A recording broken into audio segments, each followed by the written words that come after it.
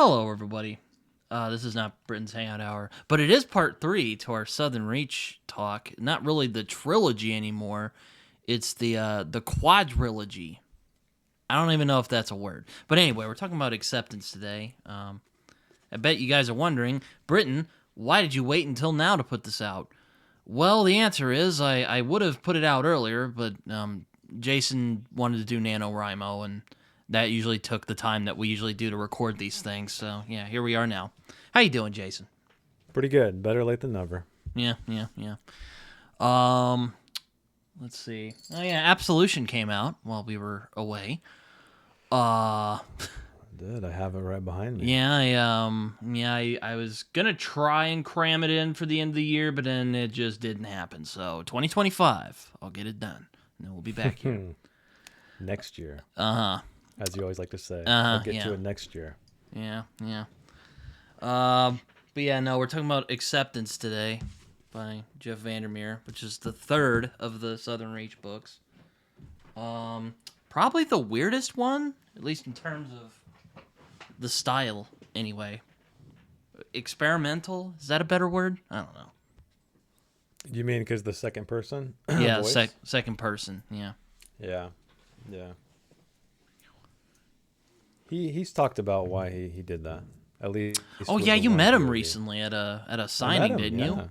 I did. I got to meet him, and there was a Q&A and asked questions, and it was good. And it was a good time. Yeah, he was interviewed by. The discussion was led. She had a bunch of questions. I can't remember her name. She wrote a book called Ripe, which my wife read, and she really liked it, so I want to read it. It's a bit of a downer right here, but I love downers. And anyway, she had a lot of great questions talking about Absolution and Southern Reach in general, and then he opened it up to Q&A for the audience. And oh man, I bet you were just booking them. I actually only asked one question because I was like, I didn't want to capitalize on the whole thing, but it was great. It was awesome to finally get to meet him. Yeah, I am. I remember seeing that photo. I'm like, God, it might be the happiest I've seen Jason in a while since that one photo he took out in like Sweden with that like D&D guy from Sweden or whatever that dude was. Okay. Or Yeah. the RPG guy. Yeah, Patrick. Yeah, Patrick. I unfortunately have not met Jeff Vandermeer yet. I hope he'll come out to Oklahoma at some point, but the biggest author I met wasn't even an author. It was Nick Offerman talking about one of his books. That's cool though. It was pretty awesome seeing Ron Swanson at my local bookshop. Yeah, me and my mom just happened to be there, and we're like, "Oh, look at that." But yeah, Acceptance though. Where to start with Acceptance? I mean, it's the third book of the trilogy anyway, before Jeff Vandermeer was like, I'm going to put out another book called Absolution and just get it all out there. Because I guess there was more story to tell. Even though I think the ending to this was pretty good, but it is a prequel. I love the ending. Yeah, it is a little bit, I think really the ending of the book cements in what he was trying to do. And this is one thing that I felt like I would have asked this question. I probably should have asked this question, is that he does things that a lot of speculative fiction or sci-fi writers or even horror writers rarely do. And that's tell like a deeply human story, right? I feel like so many of these genre fiction writers they're about the what is this thing, the idea, the what if, whatever, this thing we want to explore, or the monster, or the horror of things. Whereas all of that stuff is in this, but it's all wrapped around this core of like the human condition.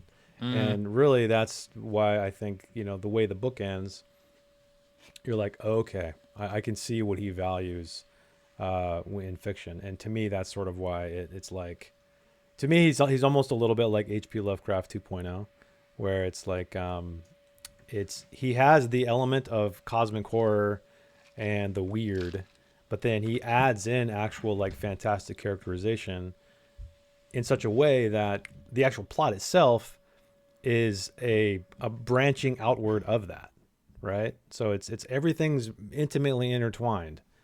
So you're not just saying that because the series focuses a lot on nature? No.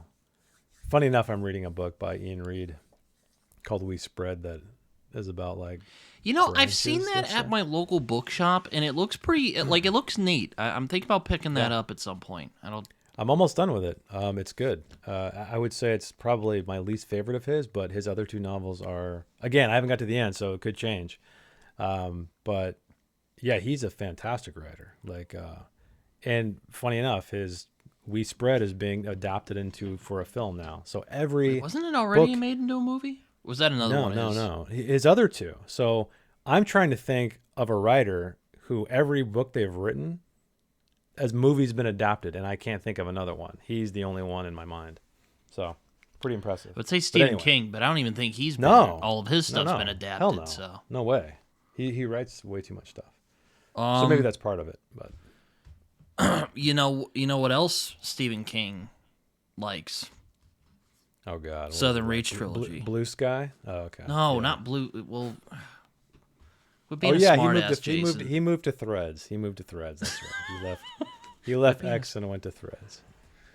Yeah, no. But yeah, except it's kind of interesting because like there's three stories going on at the same time in this one, from what I remember. One is about the psychologist, or as we learn her actual name, Gloria. And a guy named Saul, who you might wonder who the hell is this guy, but he is important to the overall mythos of the Southern Reach. And I think either Control or Ghostbird, or both. It's both. So it's both. Okay. Yeah, so there's actually technically, I guess, 4 POVs in this one. Yeah, it's Ghostbird, Control, Saul, and then yeah. Now, this might be a spicy take, or it might not be a spicy take, but this might be my least favorite of the trilogy. It's still really good. So before you get angry and get your pitchforks, ladies and gentlemen. No. It's funny you say that because what's his face? The SSF 180 guy. What's his name? Oh yeah, yeah, Thomas. This I think is his least favorite as well, which kind of surprised me. I need to go back and watch that review because I'm really. Maybe you can tell me why it's your least favorite.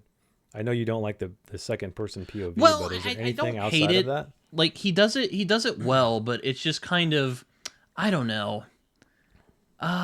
It kind of felt like he was getting a little too cute there, especially with the second person mainly. But I mean, it's not because it's like bad or anything. Like I still think this is a very strong book.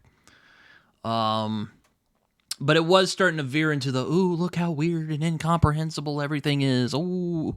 And you're just like, okay. We'll just, all right. So, like, it would be, like, because I can't make up my mind. It's, like, sometimes it's authority, annihilation, acceptance, and then sometimes it's annihilation, acceptance, authority. I don't know where my ranking goes. Yeah, but I would authority's say up for there. Yeah. Yeah, I mean, I enjoy that one. I would say that's probably my least favorite one, though. Really? Yeah. I mean, I enjoy all of them. I would say Annihilation, 10 out of 10. Are you just saying that to troll me? Authority 8.5 out of 10. Acceptance, maybe like a 9 out of 10. Are you just saying that to troll me? No. I don't, hey, listen. This is coming from a guy who, this is his favorite series of all time at the time of this recording. Yeah, there's just something about the second one that doesn't quite, there's some great things in it, but as a whole, I feel like there's some stuff where I'm like, because it's coming from Annihilation, which is an incredibly tightly written novel. Like, I don't feel like you can remove anything from it. Like, he distilled it down to like perfection, which is a rare thing in a book, which I loved. I love it when I read these books. It's like reading The Road. It's like reading No Country. Well, actually, No Country, I feel like there could be some. Anyway, I was about to say, there's probably like 2 scenes out of that could be taken out. It's the movie that really kind of perfected it and got rid of the other stuff. Exactly. But like, it's rare to find a book that has been edited down so well to where you're like, this is it. And I feel like that's what Annihilation is. Whereas Acceptance, it's tough to say it because like there's so many POVs in it. And for whatever reason, like, there's mainly 3 POVs in this one. So right. but I really like or 4 if you more want to consider focused Ghostbird. story. Right. I kind of prefer more focused, intimate storytelling versus like every chapter is a different character. That's okay. I can like those books too, but um, just for me personally, like that's I get out of it. I get much more out of it when it's a singular voice. Um, well, I mean, I'll talk about the stuff that I like. So, I really like Saul's story. I think it's really well Mm-hmm. done. I like him and Gloria's friendship. Mm-hmm. I like. Oh well, okay. If you're talking about least favorite, I also didn't love the um the Area X stuff this time around. It got real. Ooh, look how incomprehensible everything is, and then the climax especially was kind of. I wasn't sure. Like I didn't Hmm. like how Control went out, which by the way we're gonna spoil the crap out of this. Like we have the Oh, last you two, didn't you didn't so. like that? Okay. I remember when Why? I read it, I felt distinctly a little underwhelmed. I don't know. It's hard to explain. But anyway, let's see.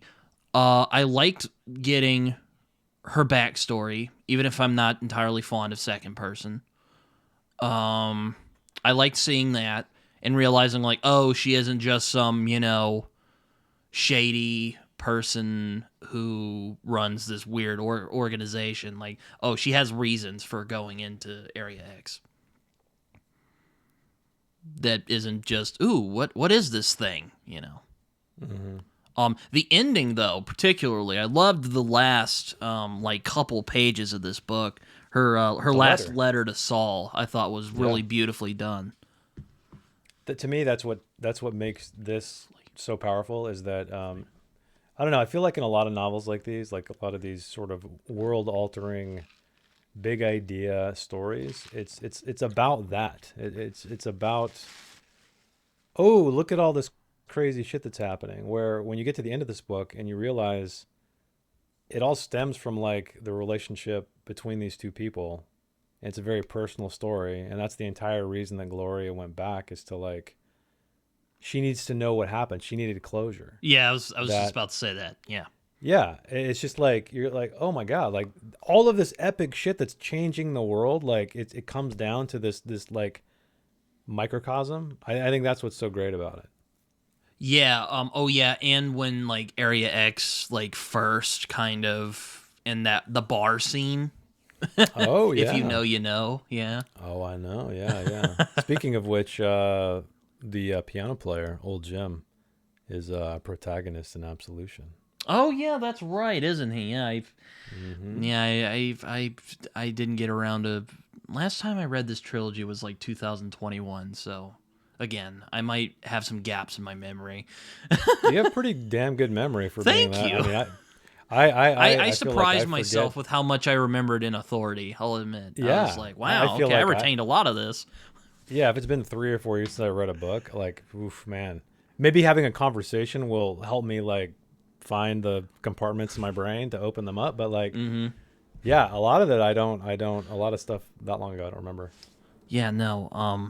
I mean, where to start with acceptance? So acceptance is kind of well. I will say one of the things I do like about this series, this book in particular, there's not like a there's not a big answer at the end of the series. It's just still Mm-hmm. kind of like one thing I like in books is when an author lets his world speak for itself. And I think Vandermeer is quite masterful at doing that. What I mean by that is he doesn't like one of my pet peeves in a book is when characters sit down and go like, "Oh, look at all this stuff," info dumping. I don't like info dumping. It's pretty annoying. I don't like it. I'm getting a headache just thinking about it. But when you can sit with a world and kind of let yourself be enraptured into it, I think is very I think can be very masterful when done well. And Vandermeer is very Yeah, good at that. yeah, he is. He is. I felt like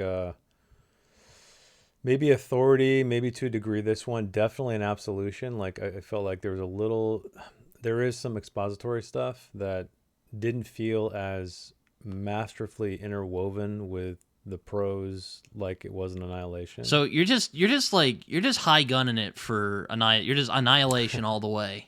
Is that, Yeah, is this, I think that what it that's is? my favorite. Oh, 100% by far. That's my favorite. I know that's sort of like a kind of a hot take because I know a lot of people, not a lot, I don't but think so. multiple people. A lot of people really like Annihilation. Well, a handful, to my surprise, including yourself, has told me that Authority is their top, and I'm like, I get it, but also like, I disagree. You know, like I can understand because it's weird. It's like Well, an like I said, espionage. it's a Lovecraftian office drama. Like, where have you Yeah, seen yeah. that? You know, Right, exactly. It's fresh, it's different. You've never read anything like it. Though to be fair, he Annihilation, that was the first book of that nature I've ever read. So there you yeah, go. yeah, but he mentioned like he read a lot of what's his face, John le Carre, espionage novels at the time when he was writing Authority, so that informed a lot of it. But yeah, Acceptance, it's I think it might be the longest book if I remember correctly. I Are you don't talking about remember, but I mean, Acceptance? I thought Authority was the yeah, longest one. maybe it's Authority, but yeah, Acceptance. I feel like the challenge there is like it's the wrap up novel, right? It's Kind of. I have to wrap up all of their stories, right? I've established these protagonists with these loose threads like Control, Ghostbird, even Grace to a degree. We don't really know what happened to the biologist, and we find that out. What happened to her? Don't we figure that out? Actually, I forgot. I Yeah, thought we yeah, did. yeah. The biologist, we Oh, definitely did. oh, yeah. I was like, Yeah, I thought yeah. we did. Which is really, I think it's probably my favorite section of the entire novel Okay. because it's when I think Grace finds the journals of the biologist and we're experiencing those through the biologist's eyes. So we go back to the biologist and she makes it to this island where maybe it's her husband, maybe it's not her husband, and she has this like miniature life because there's Oh a lot yeah, of doesn't she have like journal entries? yeah, the journal entries, Yeah. yeah, and it's such a beautiful micro story inside this book, and it's also because I don't know, it just ties up her story because you know in Annihilation she walks off, she's like, all right, don't follow me, I'm gonna go find out where my husband went basically, and then you're like, well shit, what happened, you know, and then you go through an entire novel not dealing with that whatsoever, and then finally it comes back. But there's also like I don't know if you remember, but there's a weird like time distortion thing going on. Oh yeah, Where I must have forgotten about that. I completely forgot about that, and then when I on this read, I'm like, oh crap, that changes everything because when you're traveling to Area X, it's like, you know, it's hypothesized that maybe it's like a parallel universe. Maybe you're like whisked off on a wormhole to some other distant galaxy. Time works different. Decades can go by in the matter of moments, and it just really kind of adds a lot. Which he's, I think anyway, in Absolution, I think he's exploiting that fact. But I'm only about a third into it so far. So. Yeah, I was gonna, you know what? I'll save it for the end of the video. Actually, the end of the discussion. I was gonna ask you about your thoughts on Absolution, but I don't want to get distracted. Okay. I have to say, I think my favorite part was actually Saul's bit. I really enjoyed his story a lot. I thought it was really touching.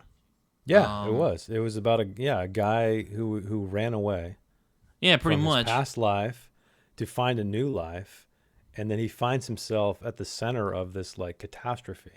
Yeah, You in know, this so weird situation. yeah, It's kind of funny you mentioned Lovecraft earlier. It almost seems kind of like a Lovecraftian story, a little bit. yeah, yeah, Like, exactly. It does. just like guy goes to coastal town somewhere, and then weird boogaloo starts happening. You know. Yeah, Um, exactly. we also figure out that's where the sermon comes from. Where lies the strangling fruit? Because that he used to be a pastor back in the Yep. day.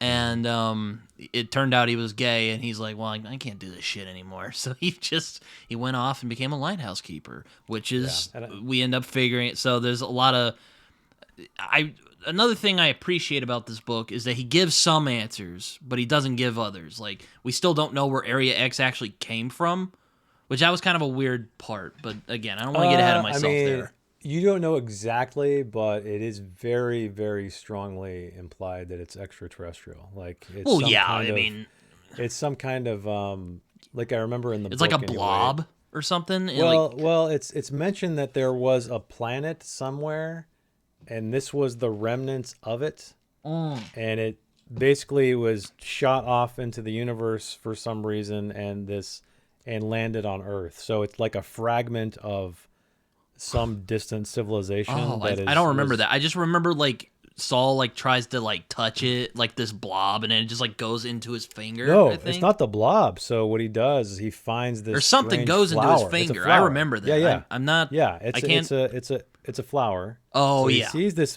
weird crystalline kind of flower, and he touches it, and it's called the splinter that gets into his finger, and that's when everything begins to start changing.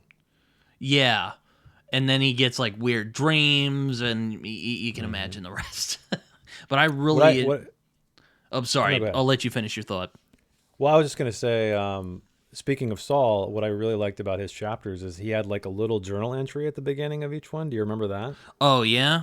Just Let me. random observations, and then as his sort of, let's call it a transformation begins, those observations are starting to get weirder here and there. So you'll have a couple of normal lines, and then you'll have like a what like a strangling fruit line or something Oh yeah, weird. that's right. Yeah, So that was forgot a about cool that. little touch because he would just kind of walk around and make notes in a journal of like, hey, I saw a three-toed whatever hanging out in the reeds, and it's cold today. Like these really mundane You think he's a Jeff Vandermeer observations. like XP Oh, character? totally, totally.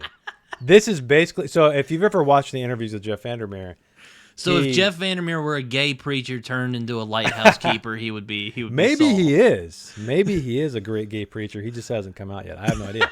But yeah, oh yeah, the light Saul Evans is 100% Jeff Vandermeer, and I think the biologist to a degree, because his inspiration for all of this was, I can't remember the wildlife preserve, but he would go on hikes there. Hmm. There was a lighthouse, and all this stuff, and that's where it all came from. So Yeah, I remember watching an interview where he was walking around in that wildlife preservation. I'm like, oh, that's cool.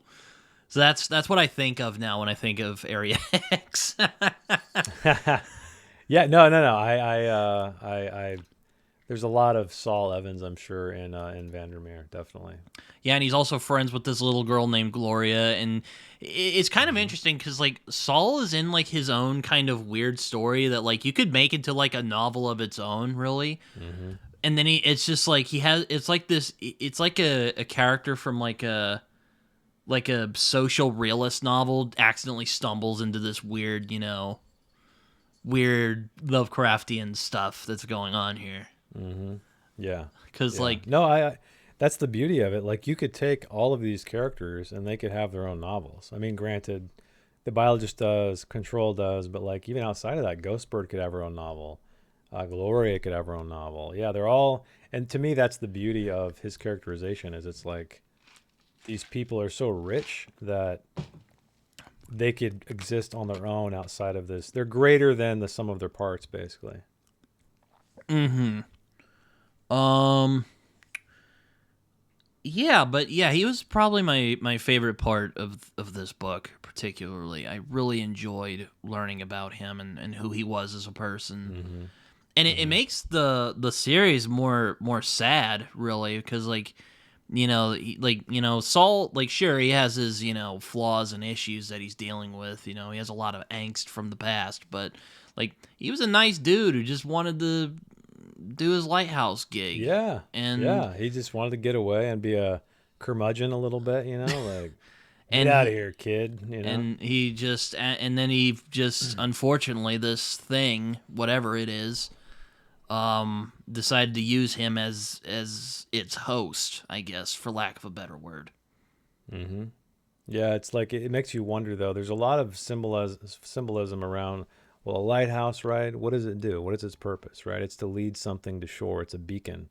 It's to lead something to safety. And so the fact that whatever this thing that created Area X landed right, where he is at the lighthouse. Like, was he the beacon? Was the lighthouse the beacon?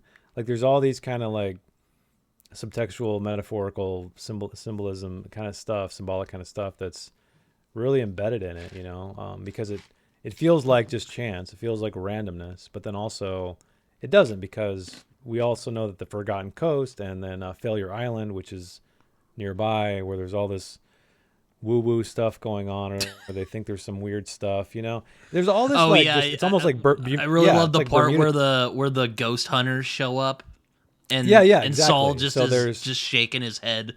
It's just Yeah, like, and good Lord. it leans more into that in Absolution, because that's a prequel, so you get an expansion of all that. But yeah, there's just some weird crap going on in this area, almost like the Bermuda Triangle or something. Oh yeah, And that's an so interesting point. Yeah. yeah, so it makes you wonder, like, was whatever the weirdness of this spot on Earth, is it like sort of a beacon for this extraterrestrial thing to then change it? Is it almost like a because, as we know, Vandermeer is very passionate about environmentalism, so is part of it like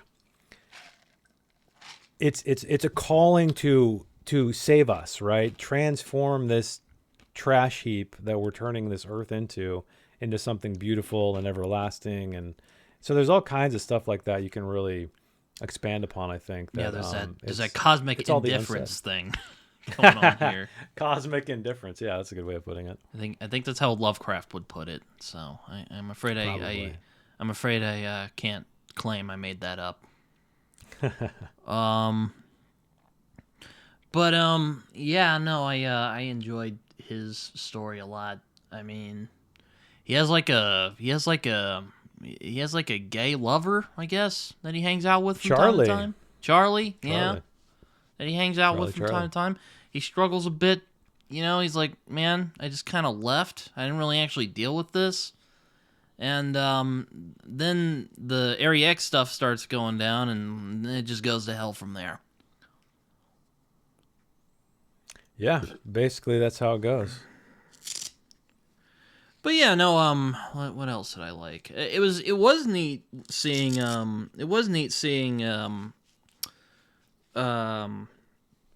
seeing the psychologist story. Her name was actually Gloria. I think we learned that in Authority, if I remember correctly. We end up learning that she was actually quite close with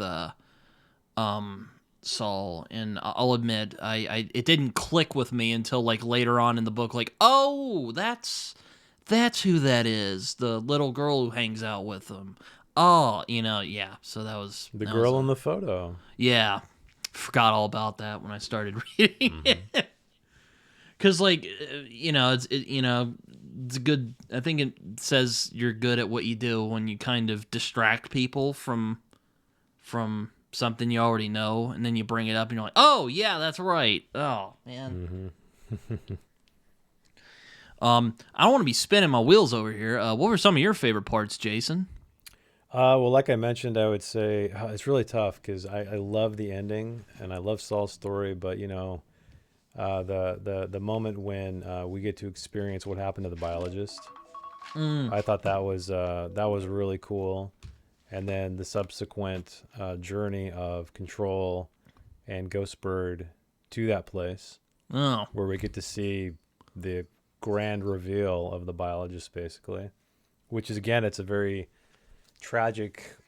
I don't know. It's crazy. I think that's what's interesting about the whole book, is how it's like, it's sad in a lot of ways, but yeah. also like hopeful at the same time, where you get some sense of closure, but it's not necessarily maybe the closure you expected. And Yeah, you I also remember. wonder. I remember when I read Acceptance for the first time, I'm just like, it just feels like they're wandering around. It's like, what are you doing? Stop it. Like, Yeah.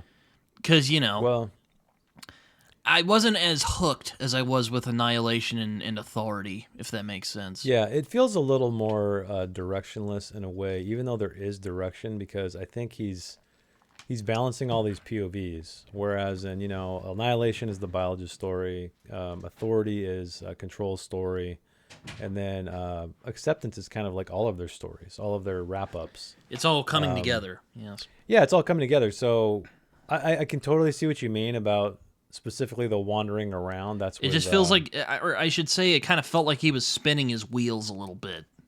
yeah, I could see that. I could see that for sure. It never really bothered me a whole lot because, I can't believe that didn't bug you more than well, Authority. I'm still personally well, offended you don't love that well, book as much as I do. well, I think the reason, I think the reason is that even though there was a little bit of maybe wheel spinning, if you want to call it that, and acceptance, you're hopping around so quickly that it doesn't feel like the entire book is this wheel spinning, right? It feels like, Yeah, no, I'm not. okay, I read 5 pages that there's a little bit of wheel spinning in there, but now I'm talking about somebody else. And so it's a lot of like Mm-hmm. hopping around. So it helps, I think, the attention span. Um, but yeah, I both acceptance and authority to me aren't as good as annihilation, but I already mentioned that. But yeah, it just, I can understand what you're saying. The No, wheel spinning. yeah, that was just kind of like, oh, yeah, okay. What else? Or what were some other favorite moments for you? Like, Well, of course, the ending, which we already talked about, the letter from Gloria to Saul, and then I don't know, like let's see, I know you said you weren't a fan of Control's conclusion, but I kind of did because maybe I'll have to he, read it again. But I'm well, just going off of from when I first read it back like 3 years I ago. I was I just kind of kind like, of think what? I know. I kind of think I know. Well, partially why you might not have liked it is that he he kind of turns into a so in authority he's very much like a I'm here to fix things. I'm a flawed character. I have a troubled past, Uh huh. but I'm here to fix things. I'm in charge. And then he loses control absolutely in acceptance, right? He loses his fucking namesake. I was Where gonna he's say he there's never even had a it to begin with. To be well, honest with yeah, you. there's even a scene where he's like Little Spoon to Ghostbird. So like she's spooning him. Like he's basically uh, turning into a child.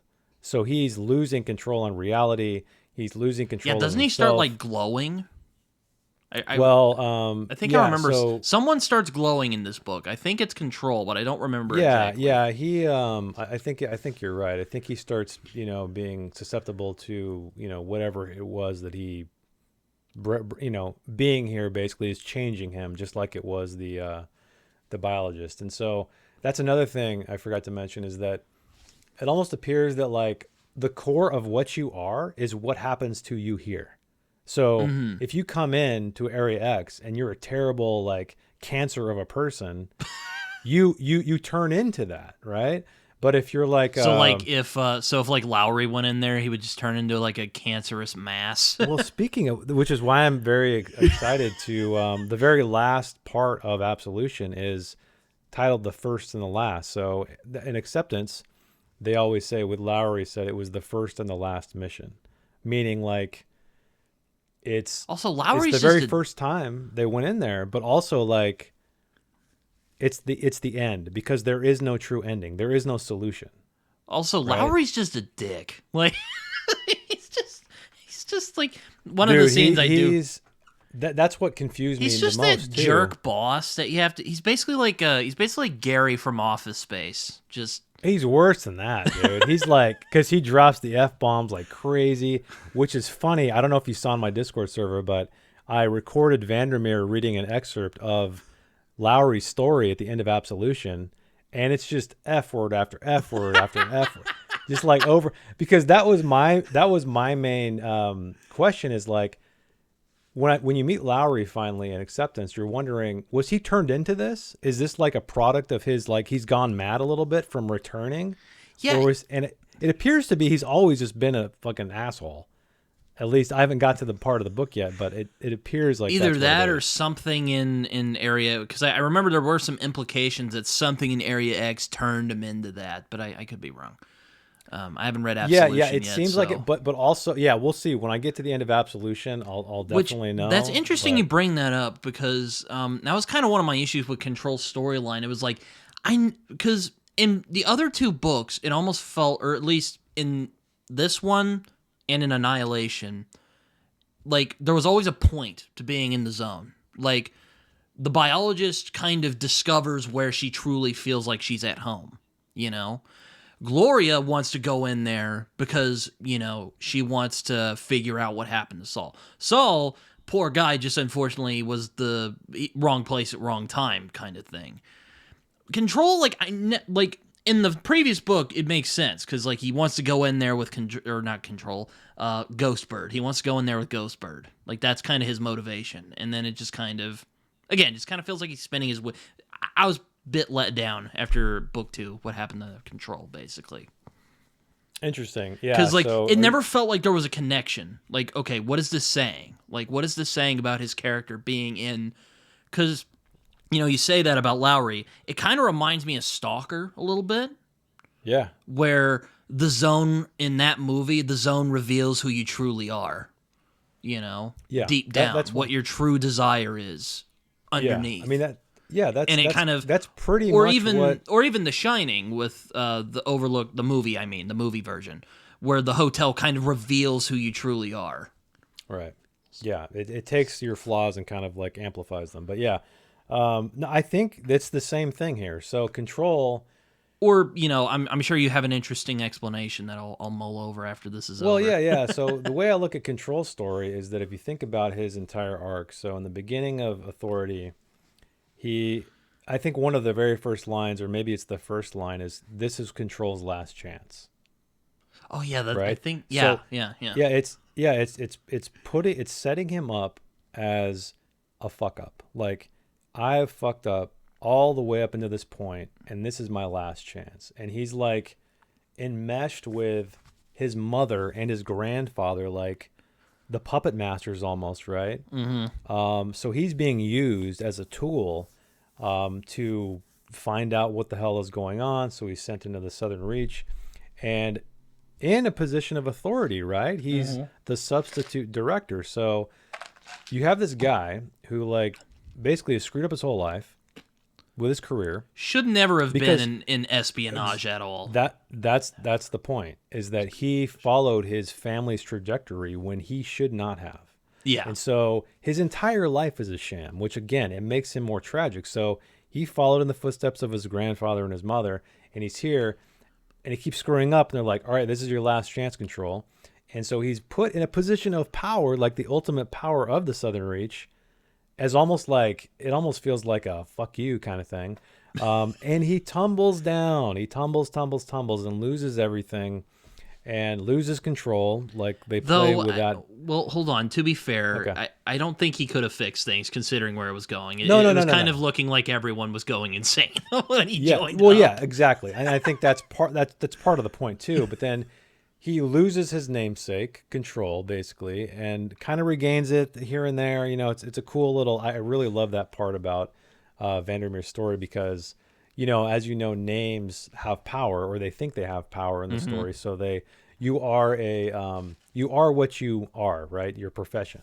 So the biologist, archaeologist, et cetera, et cetera. I'll put it this way, like I think like maybe I'll back up on my comment. I'll backtrack on my comment that like it never really felt like there was a point to him, kind of like the other two.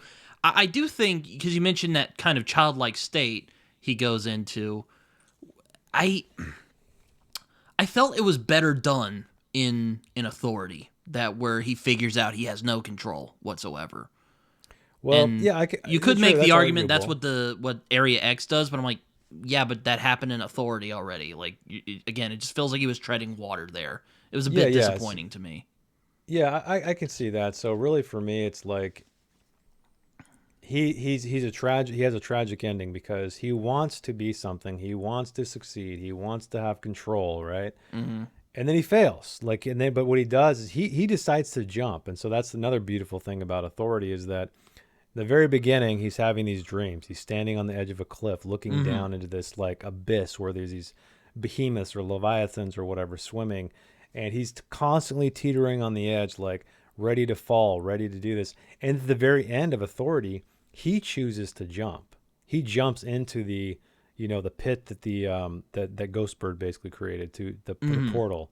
So he makes the conscious decision. He has agency in that moment. He regains control, only to then lose it in acceptance, right? Because once he gets there, he's a floundering child.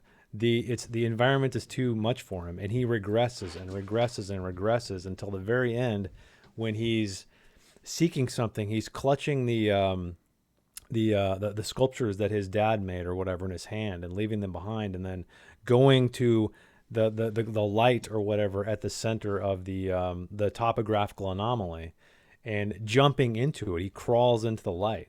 So it's like an interesting note is in that line, it says his paw extends.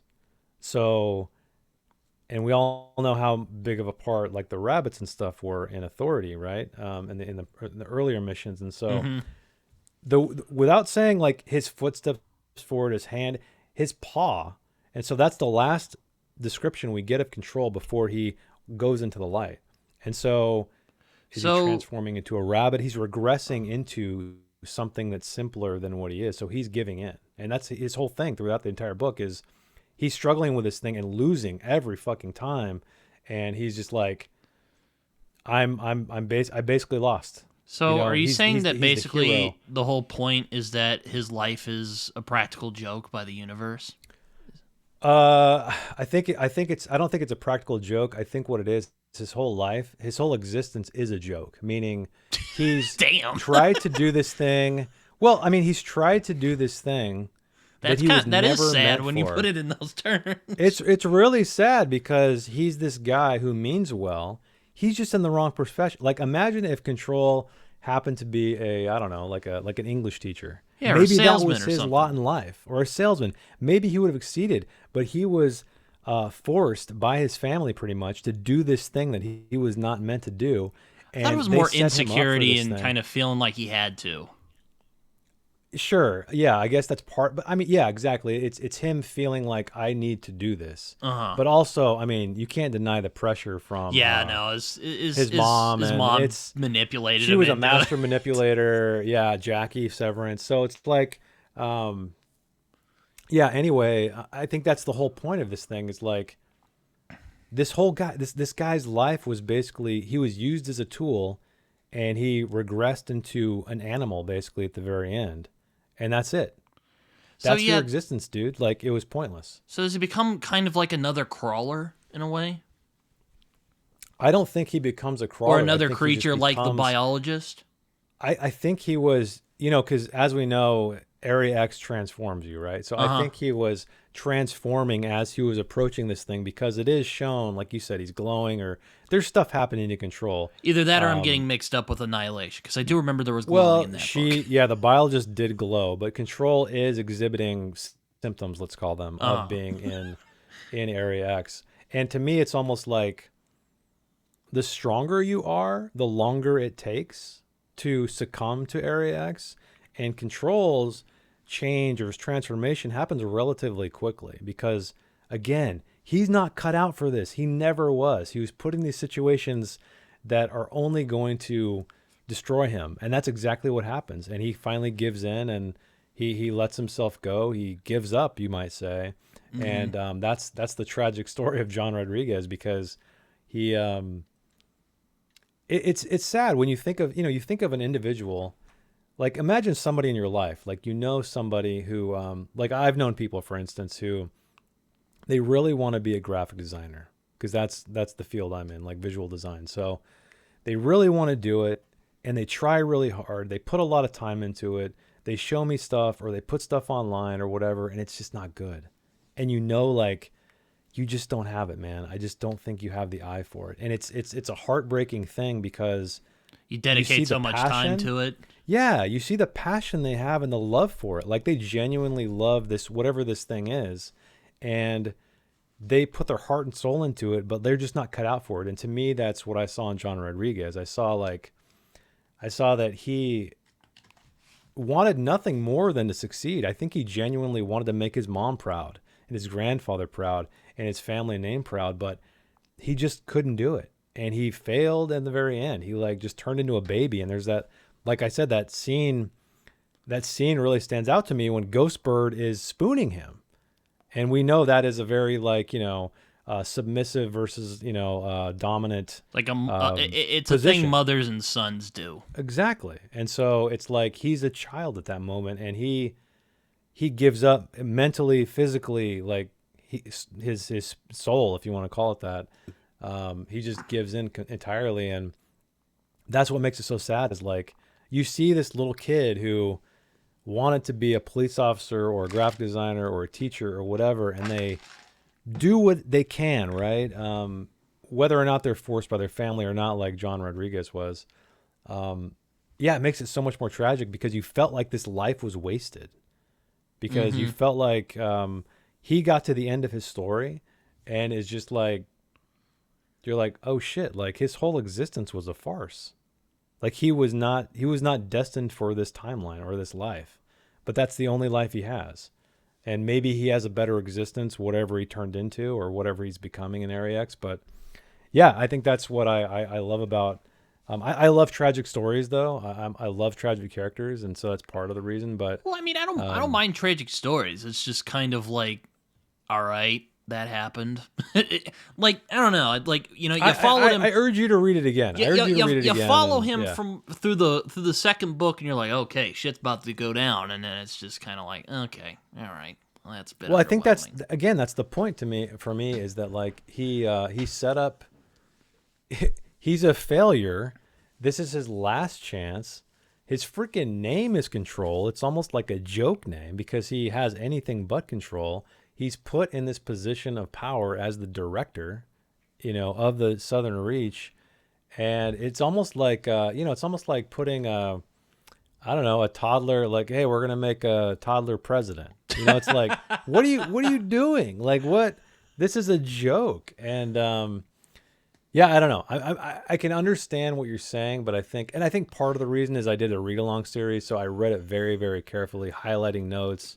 So it's not like I read it normally when I did in the past, where you're just kind of reading it at a normal pace, not having discussion. So I read it a lot more deeply this time. But yeah, I urge you to check it out again and just like think about Control's entire arc. And view it through that lens. Also, like Ghostbird's arc, I felt was just kind of like okay, like I don't know. It kind of felt like a retread of book one, except she's not exactly the biologist. She's someone else. There's a lot of the whole trilogy is talked a lot about identity. Correct.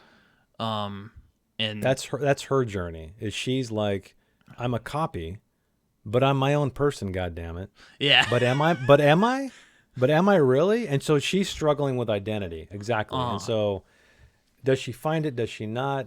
When her and Grace are kind of walking off, throwing, which was a great call out to Roadside Picnic, where they're throwing stones to try to find the border.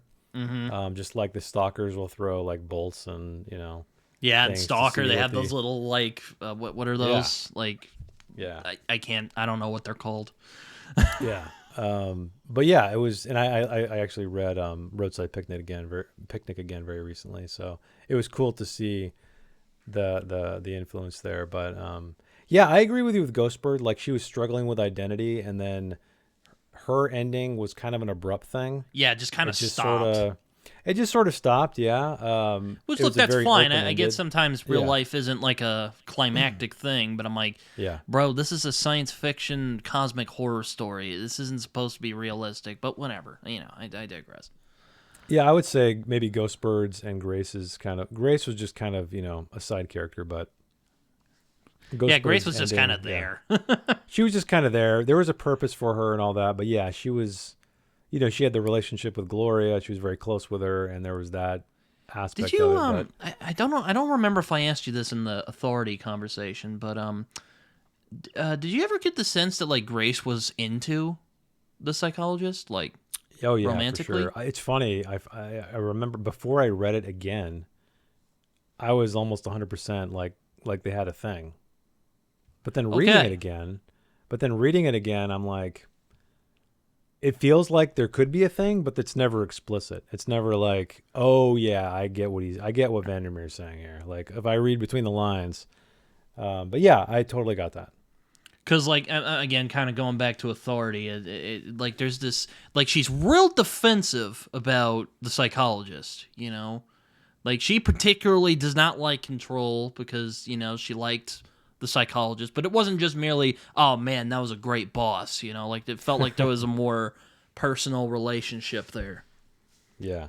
Yeah, no, I agree. Yeah, because they were like they were on the rooftop drinking wine together, overlooking the border and Uh huh. kind of cracking. They had like little code names for certain things, and yeah, they had like they were very close. Whether or not it was like a relationship or like a Just a close a romantic friendship. thing, yeah, it could have Just a close. been both. And I like that he I don't know. I like that he plays with those things, especially even if you look at Gloria. And I think she was married at one time and she got divorced, and she just kind of carries herself in a more, not to generalize, but in a more masculine way. Like it's emphasized numerous times that, she's big, she's kind of stout, she just has like a somewhat of a masculine persona to a degree, or Mm, like physicality. And so there's a lot of these great like things that Vandermeer was kind of planting for us to kind of hey, here it is, do what you will. Um, but yeah, I wouldn't be surprised, but I'm glad that it wasn't explicitly stated because I don't know. I feel like a lot of fiction, a lot of movies, they always err on the side of like being very explicit and not allowing the viewer or the reader to come to their own conclusions or um, hypothesize about what may or may not be. yeah, yeah, it's kind of funny. It made me think of Breaking Bad with Gus and Max. Well, before they just explained that they were gay lovers at one point. I'm just like, but like before that, it was kind of like, oh, were they just really close friends, or was it just like Gus really liked Max, or was it just like what was it? Again, before Better Hmm. Call Saul came out, Yeah, and kind of yeah. explain that, which I kind of wish they didn't, but whatever. I know, I know. That's what I mean. Like sometimes, like when you, not all the time, but often when you explain something that has this like, I don't know, this energy or this like something around it where Where it's it's up to intriguing. interpretation. Yeah, you kind of like you diffuse the whole thing, tension goes away. You're like, oh, okay, well, it's that. I think a lot of people don't realize how even people who tell you like they want to know, I don't know that they really want to know. It's the I think we process of wanting value. to know that's more Yeah, more exactly. interesting Well, I than mean, knowing it. which is true because I know there's a psychological phenomena where they've studied and actually have evidence for the fact that like desiring something is a more positive experience for you than actually getting that thing. Mm-hmm. Yeah. So if you want the new PS5 and you're like that up until the moment you actually get it is a much more like psychologically rewarding experience. So I can understand why I feel like we like the desire, and then often when we get the answer we're like, oh shit, that's not what I wanted. Yeah, no, it's um like oh man.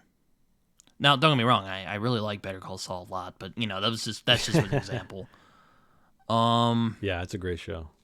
um but back to acceptance. Yeah, that was an interesting thing.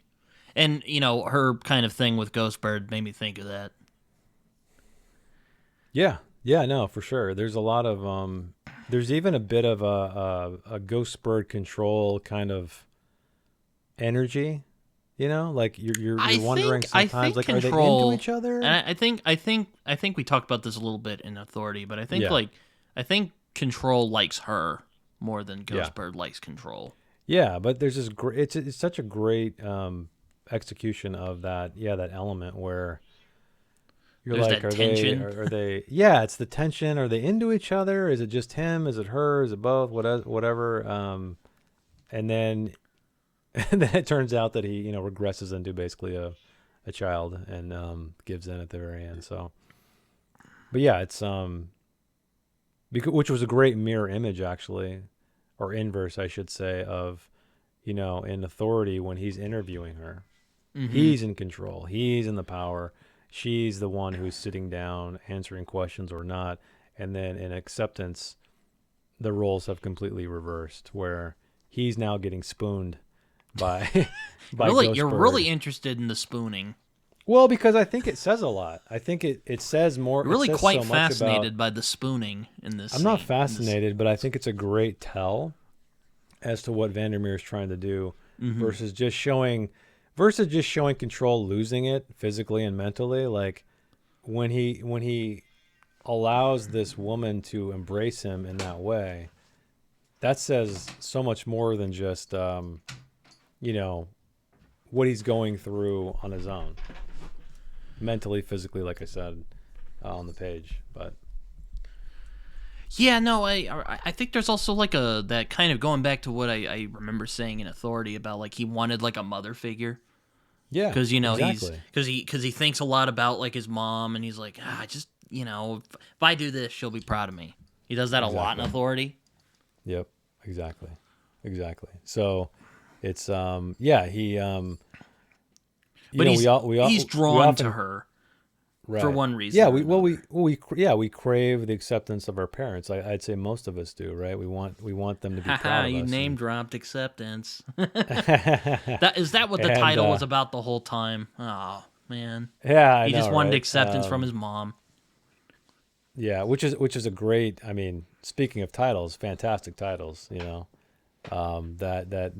These single words that just exemplify the entire story, which is so great. Um, but anyway, it's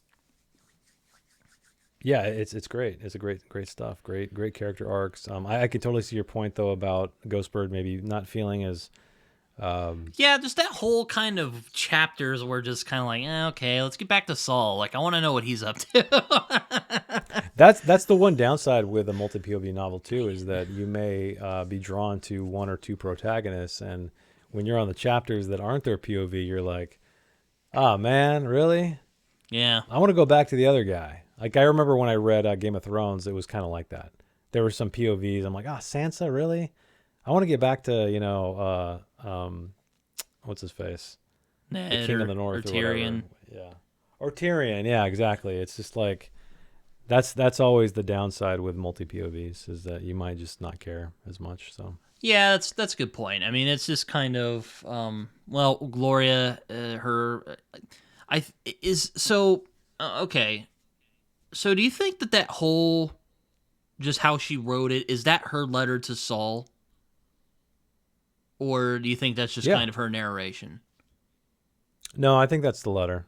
I think that's actually the letter to Saul. That's how I view it anyway. But um, so you mean you think it might be just like her vocalizing what she would have told Saul versus it actually being a letter? Something like that. I don't know. I don't know. But I think it Okay. makes the whole saga more tragic because, well, at least her character Yeah. very tragic because, like, in the end of the day, she's just a really sad, broken little girl who had this friend who was lost in this thing, and she just wanted to Yeah. know what happened to him. Yeah. Well, because I mean, if you remember Gloria, like her mom and her dad were separated. Her Mm-hmm. mom worked a lot, and so she was often, relegated to wandering by herself, and she'd inevitably hang up with. So she was looking also for like a father figure, Mm-hmm. or a parental figure, maybe not necessarily a father, and because she was pushing herself onto him, and he eventually, reluctantly gave into it and found like a connection with her. Mm-hmm. And so there's a lot of that going on where it's this, we have the biologist and her husband reaching out to her like emotionally through his journal entries later in Annihilation. We have, like you said, Control and his mom, right? And Mm-hmm. then you have also Ghostbird, and now you have Gloria and Saul. So there's all these like, yeah, these people who need other people. And in the case of the biologist, it's like, well, she doesn't really need anybody, and that's the tragic part of it. Yeah. Um, she's kind of playing it, playing the game, I guess, just to kind of for appearances, but or maybe thinking like this is what I have to do to be a regular person, or I should do this for him. Um, But yeah, it's all about relationships and also like how they. I still think she's autistic. That's my pet conspiracy theory. Man, I should have asked. I should have asked that for you at the Q&A. Oh, So I have a friend. I have a friend. I have a friend who has a theory that the biologist is autistic. How do you feel about that? no. It's kind of interesting about one thing I think is interesting about Ghostbird, and it's kind of I think I said this in Authority as well, but she's actually like more human than even the biologist was. Yeah, and that's another great layer. There's so many fucking great layers to this story. These stories. Because like the biologist was just like, yes, Yeah, plants. Let me soak all up in that. Just roll exactly. around in it. Just do that all Exactly. day. Yeah, you're right. Ghostbird is Or like more. Ghostbird has like feelings. I Yeah. think to Yeah. quote Well, I mean, Thomas, it seems like it to a degree. Yeah, because she Thomas has was like feelings. ragging on the biologist. I remember watching. Yeah, I remember he. watching you two go at it about the biologist. Yeah, he. Anyway, yeah, I won't get into it here, but yeah, he. I'd say the one great thing about having conversations with Thomas is that I've learned that people read for different reasons. Like because reading is such a solitary endeavor, right? You're sitting there Mm-hmm. by yourself with a book, experiencing this novel in the way you only you can do, and you kind of just assume like that's how other people read, and then you have conversations about these books, and you're like, holy shit, you don't read at all like I read. And that kind of opened my eyes to how other people can experience the same story in a very different way or look at it from a very different way. So yeah, I mean, I value those conversations. I would hate it if we all agreed. Like that Yeah, would be the no, most boring. no. The most Yeah. boring. Ironically enough, there's people who love that. Like they want to live in an echo chamber, and it's like, man, that's so boring to me. I want to talk to people who disagree with me, so I can learn, or at least understand. Yeah, no, it's oh man. What was I talking about? Oh yeah. I think it was Gloria. But yeah, it's really sad. Yeah, it's And then this is a it's very kind sad of story. funny what you brought up about control, about the whole he kind of wasted his life. I felt that was more poignant with Gloria though than control personally. Because again, this is a me thing. I felt Control's whole arc was better done in Authority, where he's like, Sure. shit, I don't have any control here. Well, Ironically. no, yeah, that's what's great about the But name too. but the like with Gloria, you're just like, you know, damn. The power of love, man. That's all I'll say. That's Yeah, the power of love, exactly. Well, I would say it's not just the power of love; it's the power of like closure. well, I Like mean, she I went her don't mean like she was entire life. romantically interested in him. It's No, just no, like no, no, no. she I know. loved him, Yeah, she loved him as a yeah, exactly. No, I know that, but it's another tragic thing where her entire life, the back of her mind has been eating her out, like from the inside out, and her mind and her heart and all that stuff was like not knowing what happened to her mother, what happened to her father, what happened to Saul, all these things, and so she finally gets to go back, and there's a really great scene where I can't remember if she goes back to her mom's house or if it's just like it could be. I can't remember, but she's thinking about, oh, she sat right there. She did right. You know what I mean? She's like oh yeah, she's walking imagining. around reminiscing. Yeah. Yeah. It's so good, and it's like you're like, oh man, this is so sad. She's not going to get these answers even though she's standing right here. That's also interesting you bring that up. It almost kind of, I mean, not to get dark here, but well, Please do. well, please do. It kind of feels like a suicide note of sorts. Because, like, I think she Yeah, knows yeah, once she well, she better know. Going into Area X, she ain't coming out. yeah. So I won't spoil it by reading it, but I want to look at it now that we're talking to see like. but how it kind of feels feels. like that a little bit, where, Yeah, or no, even no. like final thoughts of a sort, Yeah, where she's 100%. like thinking about everything that's brought her to this point, in a way. Oh yeah, I totally agree with that. That's I don't know if she like literally wrote it out before she left, before she bailed. Maybe she actually Yeah. wrote out Saul's letter. Maybe I don't know. Yeah, I don't know. Let's see. Let me get to the end really quick and see what it says, just out of curiosity, for the sake of it. And I think it's a very short chapter at the very end too. Yeah. What does she say? What were her final words? Yeah. Yeah. I mean, it could be. You could be right. Again, ambiguity. That's Again, what I love about it. I mean, it's sort of a theory of mine. I'm not saying this is how it is. I mean,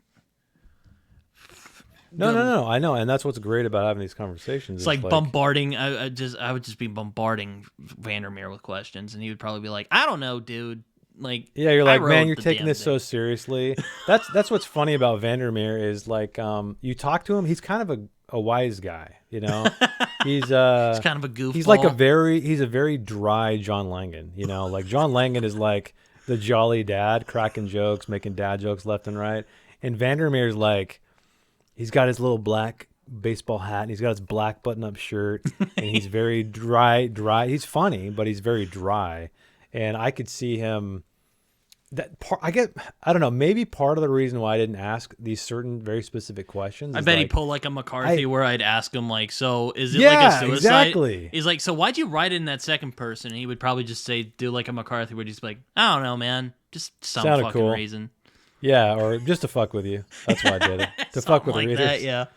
Yeah, I mean that's I think maybe it's funny subconsciously, maybe that's why I wasn't asking these questions, because I was afraid of the answers. But there was plenty of times where he specifically when the author who was interviewing him asked some really great questions, he would definitely go off in some very highly detailed, thoughtful answers, but then often he'd just be like, I don't know, like he'd give a McCarthy answer, like it sounded cool, you know. Like I remember one guy, I'll distinctly remember, he had like an insane, incredibly articulate comment about, I wish I remember it in detail, but about control and how he fits in and to the world and metaphorically and all this stuff. And Vandermeer's like, yeah, it's cool. You know, basically, you know, he didn't give any kind of insight. And granted, I think part of it too is like, you know, when you're on a book tour, he's traveling a lot, he's probably exhausted. That I'm sure that contributes, but also, like when you get like a specific question like that, you're just like, I don't know, man. Like I don't know how to answer that. yeah, exactly. I mean, because I think the one thing a lot of people don't understand is they think that the author has all of the answers. And I feel like for me, a lot of times the author's job is to pose questions, not give answers, not have the answers, but to give enough to the reader for their mind to go wild. Because to me, that's the most powerful fiction, and that's why we're making these videos right here, is that they create more conversations.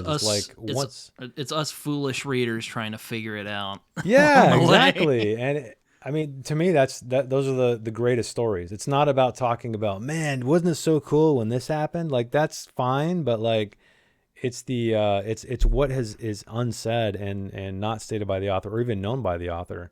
That's one thing I remember watching some kind of film analysis of Miller's Crossing by the Coen brothers, film. And this guy it's a great film. This guy had a very off the wall interpretation of what the movie meant, and he was talking about how it doesn't matter if what Joel and Ethan Coen intended.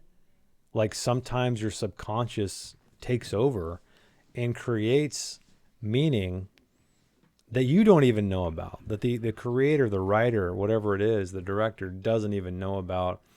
And also, and to me, this really, a lot of people hate this idea, but also that when you, and I remember in my Civil War video, Garland said this. He said, just because your interpretation of a scene or a story doesn't equal mine, that doesn't make yours less relevant. And so it's the concept that everybody has a different interpretation and everybody is correct.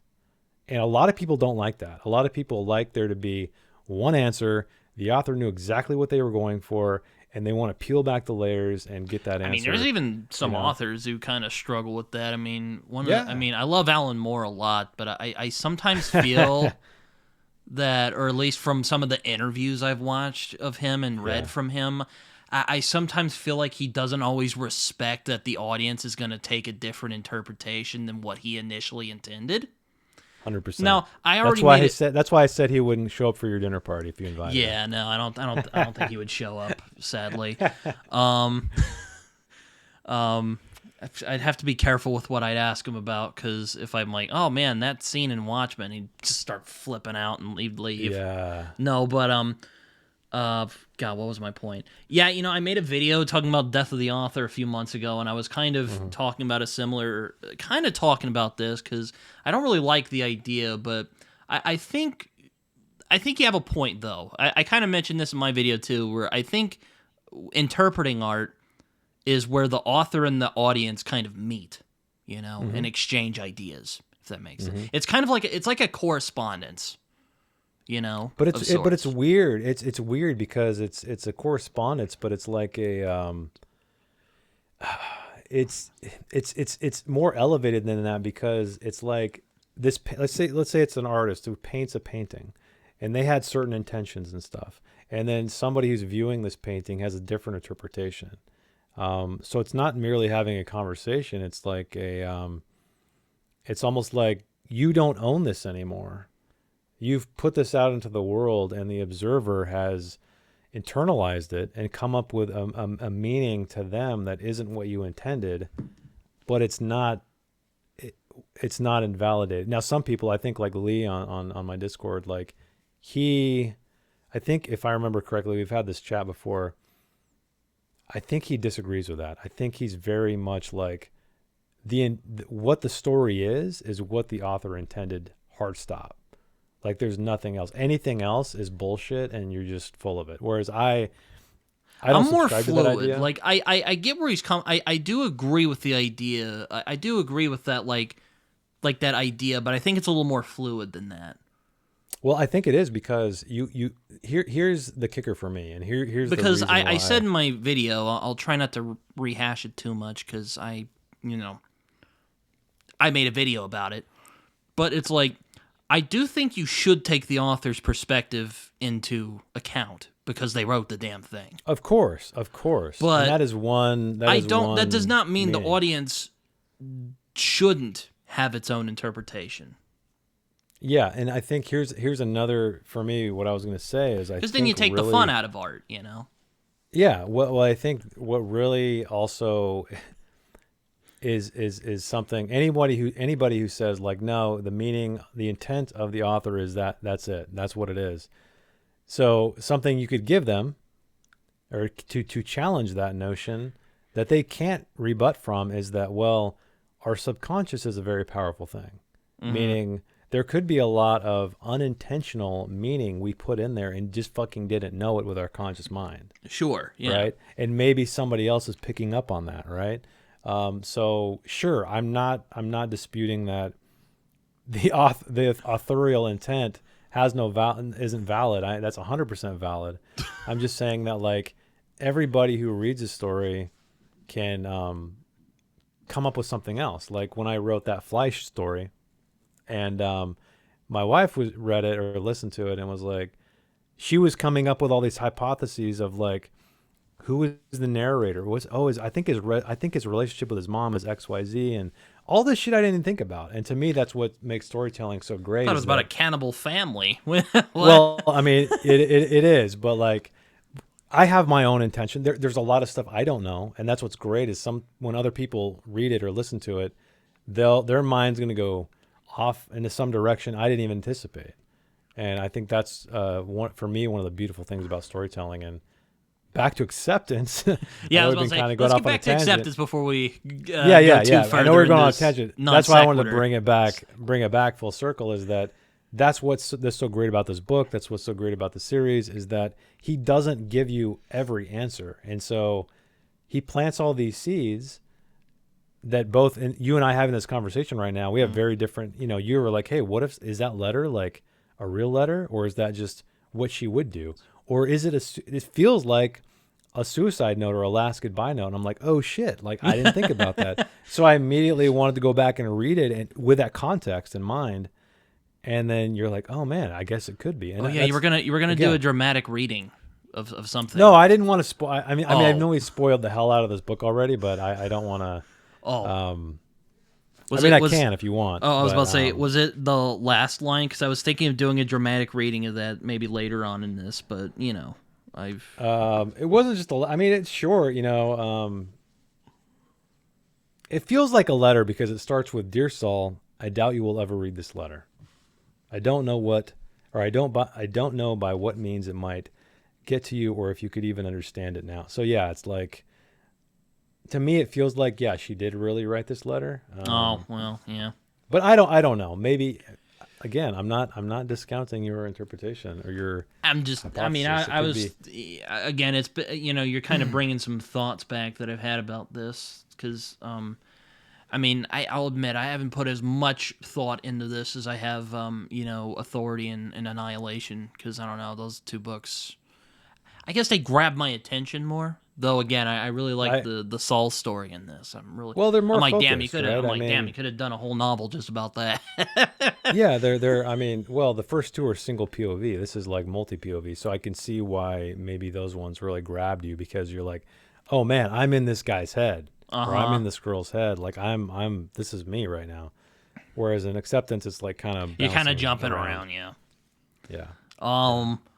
But I mean, what else? I mean, it's interesting seeing her backstory. I mean, what do you think of the second person? Because I guess we should get it out of the way. I mean, I do talk about it a lot, and I should get this out of the way. I don't hate it. It's just when I read a second person narration, I just think I'm reading like a choose your own adventure book, and that was really distracting while I was reading it. Yeah, because I was half expecting you choose here, go to this page. Yeah. Did you read those when you were a kid? Yeah, 100%. And I remember, what's her name? Is it J.K. Nemison or? N.K. Jemisin? Yeah. N.K. Yeah, I was kind of close. I think part of that novel, the first one anyway, is written in second person, and to be short, it doesn't bother me. I'm pretty open to any kind of voice. Now, an entire novel written in second person, that might be weird. That would I be remember interesting, years actually. ago. It would be distracting though for me, because I would just again be like, "This is a choose your own adventure book. What is this? Exactly, I can't do this." Exactly. Years ago, I read part of a novel that was it was a horror novel written in second person, but yeah, it didn't bother me here because you're probably already sold by Vandermeer, which is why I dealt with it, because I'm like, okay, these first two books were great, so I'm like, I'm fine with this. Well, and I'm already it's also not, and it's also not the bulk of the novel either. Yeah, right? It's not that like too. it's a small part of it. It's like a fourth or a third, whatever you want to say. So yeah, it doesn't bother me. I'm not really bothered by many, I guess, POV or narrative voice choices, honestly. But yeah, a full novel in second person, maybe. Maybe in the wrong hands, I would hate it, But Vandermeer's a great line-by-line writer, so... yeah. But, I mean, her story is interesting as you kind of see her go up the ranks and kind of her trying to figure out how to operate in this organization, dealing with Lowry, who, there's a bunch of questions about him, which, again, I haven't read Absolution yet, so... I won't say too much. Though again, was it in Authority where it was revealed that he was one of the first people who went in, or was it in this book? No, or was it both? I think it might have been Authority. Yeah. Okay, I thought he was part of the first expedition. Yeah. Yeah, and well, he's still a massive jerk for one hand. Mm-hmm. We don't see very much of him though. No, it's funny. He kind of comes off as like a Bond villain a little bit when he's in he's like in his little office or whatever. I just thought of him more like he has the two drinks. Like again, like Gary from Office Space, just like times 11. Yeah, well, Gary from he's Lowry is much more aggressive. Like he doesn't act with any kind of civility whatsoever. He's and and again, that's what makes him kind of interesting too. He's like, you wonder He's what just happened to this guy. he's just mean. Yeah. It's not even like he I don't or I mean if you want to say he's a monster or not, I don't know, but he's just mean. Like he's just Yeah. the worst boss you can imagine. I imagine. I haven't had a lot of bosses. Most of my bosses have been pretty cool, but Yeah. um Definitely probably one of the worst bosses because not only was he a jerk, he was like manipulative. Like he had he the would like hang secret. stuff over Gloria Yeah. Well, he and knew Gloria's secret because I think did she go by like Sophia or she yeah, had she like went by a another name in yeah, Authority. and he's like, oh, wink, wink, nudge, nudge. He's like, yeah, like you said, he's hanging, holding stuff over her head. So Yeah, I'm like, what yeah, an not a asshole. yeah, totally an asshole. What a weird character. That's why I'm anxious to get to the final part of Absolution to see what that's all about. Because a lot of reviewers say, "Man, the book was great up until the third part. All the f bombs, and I mean, I don't mind a bunch of swearing. We'll well, see. it's the usage of it. Like it's like let me just read you a couple of chapter titles, which aren't really spoilers, but like it's ridiculous. Let me see here. It's almost like, is this for real? So, um, let's see. Here we go. So chapter one of the first and the last, which is the final and third part of Absolution. One equals fuck that chicken. The next chapter is love and glory holes. Oh my The god. next chapter is fuckling pickle jars. Um, there's a chapter called No Reason Titty. So yeah, How old is this it, man? dude, it's yeah. I'm not gonna. There's plenty more great ones after that, but yeah, yeah. You're like, what is going on here? Like, what are these? Is he like did the Area X degrade his mind to where he's a 13-year-old in the man's body? I don't know. That's what I hope to find out. I hope to find out like we can see. I don't know that we're gonna see a before Area X Lowry, which means maybe he's just crazy the entire time, but we'll find out. So okay, so we're going so speaking of that, so we kind of get a origin story, massive air quotes I should say, origin story of how Area X came to be with these weird flowers Hmm. and we kind of and there's this very I really like in the Saul chapters this kind of creeping dread that something's coming, you know, Hmm. which ends up leading to the bar sequence, which is another one of my Hmm. favorite moments in this. Yeah, it was great. What did you think of it? It was it was very like a visceral, like just grotesque experience. Like it was. I guess that's the one thing that really I feel like often Jeff Vandermeer was reserved in with all of these books is like he didn't show a lot of just off the wall crazy violent stuff, and there was a lot of that in this scene. So it was like, if I remember right, like skin peeling off and just like, Oh yeah, like one dude I think bashes his head on the piano or something, or yeah, pulls something yeah, off, or I think pulls like his fingers off, or something like fingernails yeah, off or something. yeah, crazy, horrific stuff, which, yeah, you've never really experienced in any of the books until now. So it was like a shocker. You're like, oh shit, this is some serious, like, it's almost like, hell incarnate. But that's interesting though, because like Area X doesn't really. Well, okay, they do get pretty violent, and well, they kind of get driven to violence and annihilation. But like Area X isn't necessarily like makes you violent per se. I don't think Right, anyway. So like, why right. do you No, think no. it had such a visceral reaction in that bar area in the bar? Like, do you have any I theories don't about know. that? I mean, that's a great question. Unless it kind of represents like Saul trying to hold back, to repress what's happening to him, and it's Mm. pushing back, or maybe it's a manifestation of his fight.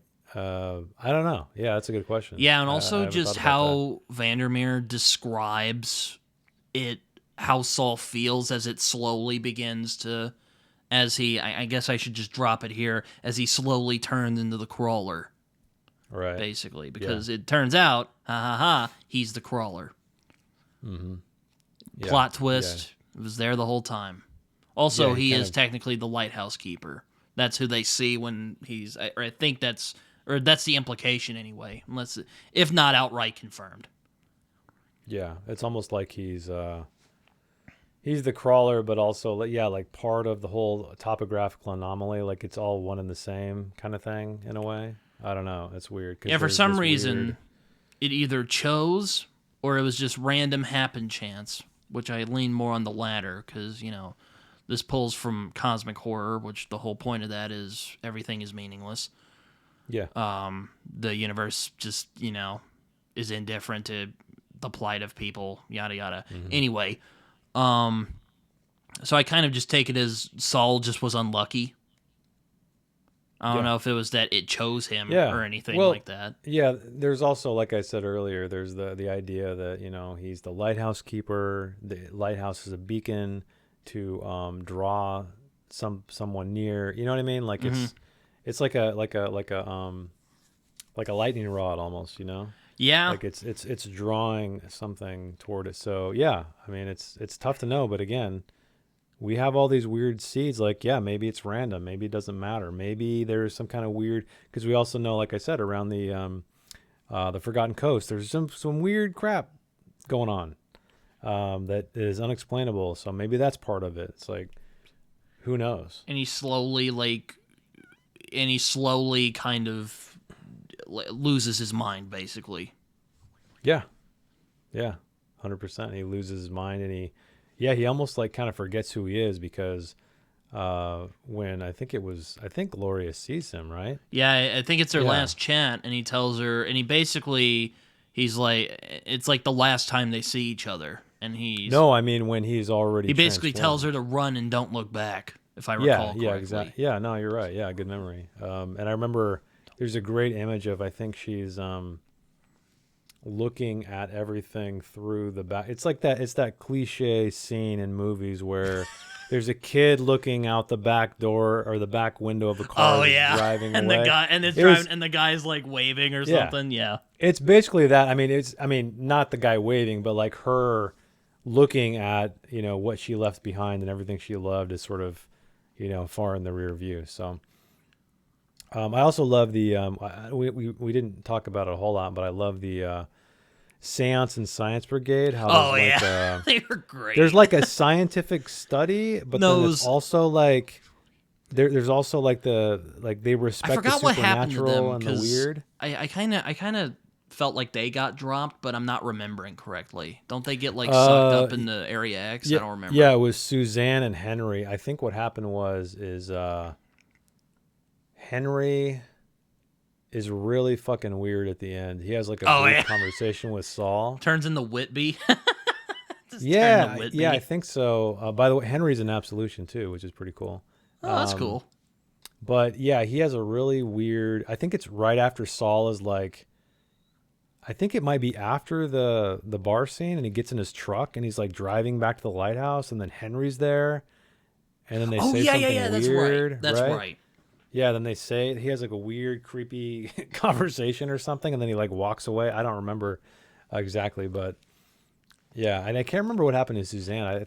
I don't know if she just like vanished or just they never brought her up again or what. But. Yeah, but I enjoyed them and Saul kind of going back and forth because they're like these kind of goofy, kids doing this whole Ghostbusters routine, and Saul's being the like cantankerous, grumpy old man, just like these freaking kids. Well, I remember that Henry too. There was a weird trait where he said, I remember Saul when he saw him, he said his head was always kind of like tilted to the side a bit, as if there was like he'd been in an accident.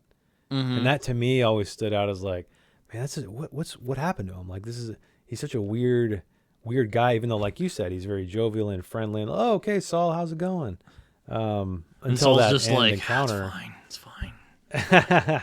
Yeah, I don't know. But I love how he gives these characters these very subtle, kind of odd traits that, again, plant the seed in your mind, like, oh, okay, something's not right with this guy, this crooked-headed guy. Yeah, he kind of reminds me of Whitby a little bit, except like he's more like more enthusiastic and not as much of a creepy weirdo in his office doing Yeah. his weird Whitby stuff. Old Whitby. Poor Whitby. Such a great character. He's just uh, he doesn't have much money.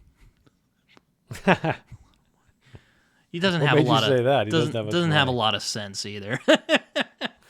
Yeah. You know, he kind of reminds me of that like old dude from The Simpsons. You know, the like really bald guy. I forget his name, but that's like what I think of when I think of Whitby.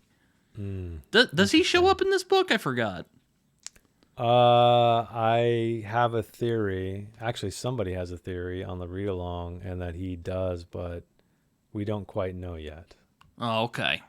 Yeah, I don't want to spoil it for you, but when you get to it, you'll see. Talking about But Absolution. it may or may not be Whitby. That is once we get to the end, hopefully we'll know. Yeah. I mean, it's a what? But yeah, I do like the Seance Brigade. They're pretty fun.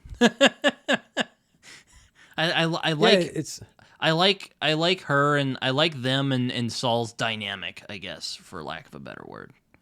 yeah, but I think what they represent is interesting too, because in modern day we often we absolutely completely segment science from spirituality or mysticism or magic, whatever you want to call it, whereas there's this odd fusion of it in this book or in this series, and it reminds me a lot of that Arthur C. Clarke quote, any sufficiently advanced technology is indistinguishable from magic, which also is kind of reminiscent of Lovecraft, and that these elder gods are very, it's not really magic, it's kind of a science for them. It's just we're too simple to really grasp what it is. And yeah, I don't know, it was kind of a clever little thing that just to add to the weirdness of it. Well, Wow, yeah. they're actually humoring supernatural stuff. Yeah, no, because like my thought was this is like an extraterrestrial thing, like something like the color out of space, where it's like this weird color kind of comes out of the sky and infects everything. Kind of thought it was something like that, but hey, maybe it could be supernatural. I don't know. Yeah, I mean, that's what I mean. Who knows? Again, it's great. It opens up more possibilities. It makes the Or whole maybe thing it's like weirder. Earth going like, you know what, humanity, fuck you. I'm gonna show exactly. You've been fucking me for so long. So you know what? I'm gonna fuck you right back or something like that. I don't know. That's really out there. I'm sure if What's great, I asked Vandermeer, he'd be like aliens. I'd be like, okay, fine. yeah, That was what I thought, but yeah, and I think also we touched on this last time, but what's so cool about Area X 2 is it's like it's horrific, but it's also beautiful. So it's like sublime, even. it's horrific for us to be transformed and our agency taken away and our identity and all this stuff, but then like it's actually creating, and what they often cite as a pristine wilderness. Like it's perfect. Mm-hmm. It's like Eden or something. But like it's also scary as hell, but it's also kind of doing a good thing, because if Area X takes over the entire world, what is it going to be? A pristine wilderness. It's going to be great. There's not going to be any pollution. There's not going to be any, death, I guess, that we know of, like torture. I think it's none of the that stuff. real haunting thing about this trilogy, because it kind of ends on an ambiguous note. But like one of the questions the series asks is, even if Area X takes over the world, kind of thing, like would that be such a bad thing? Right, exactly. And that kind of, because we humans live under the assumption that somehow, some way, we matter in the grand scheme of things, Mm-hmm. which is kind of the point of cosmic horror, is to kind of go like, Yep. maybe we don't matter. Maybe we Spooky. don't. Maybe we're an accident, like in Lovecraft stories. Yeah, we were a well. mistake. Yeah, well, okay. We'll go. we had a conversation about that already.